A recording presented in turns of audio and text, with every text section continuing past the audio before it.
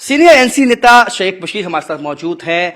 National conference किस तरह से विधानसभा चुनावों की तैयारी अपनी देखती है, क्योंकि आज 3 बजे जो प्रेस कॉन्फ्रेंस होने वाली है इलेक्शन कमीशन ऑफ इंडिया की, ऐसी उम्मीदें हैं कि जम्मू कश्मीर में विधानसभा चुनावों की घोषणा हो सकती है। जी, बहुत बहुत शुक्रिया आपका।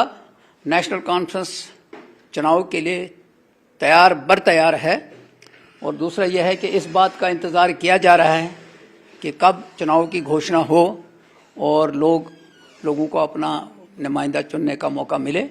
ये जो घोषणा है ये पिछले 5 साल से इंतज़ार में है।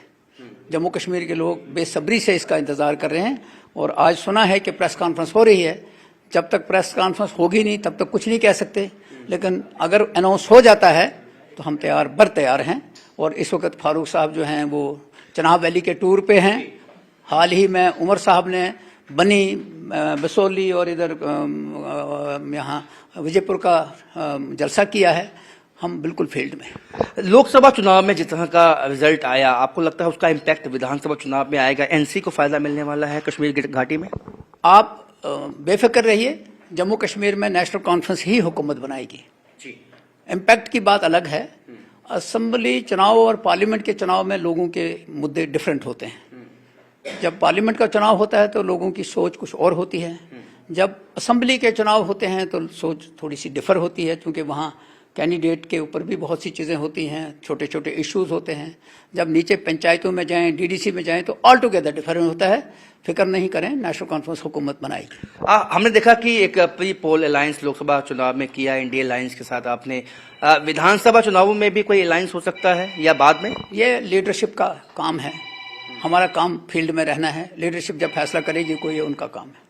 हालात को कैसे देखते हैं जम्मू कश्मीर के हालात? आपको लगता है, क्योंकि सभी पार्टियों ने ये मांग की थी जब ईसीआई जम्मू कश्मीर आया कि चुनाव अब होने चाहिए। हालात का जहां तक ताल्लुक है, आज की डेट के ऊपर इसमें कोई शक नहीं है कि जम्मू के अंदर इनसिक्योरिटी फील हो रही है, पैदा हो रही है। उसके लिए गवर्नमेंट को संज्ञान लेना चाहिए। लेकिन 1996 में जब इलेक्शन हुए थे तो इससे भी बदतर थे, तो तब अगर चुनाव हो गए थे तो आज भी हो जाएंगे।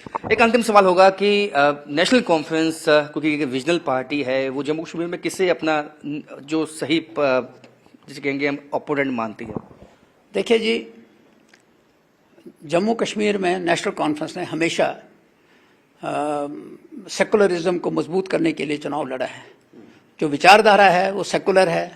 हम हर एक सेक्शन को साथ लेके चलने वाले हैं। जम्मू कश्मीर में, लद्दाख में, जम्मू में हमारा जो बेस है उसी बेस को आगे, तो हम ये परवाह नहीं करते हैं कि आगे हमारे साथ कौन मुकाबले में है।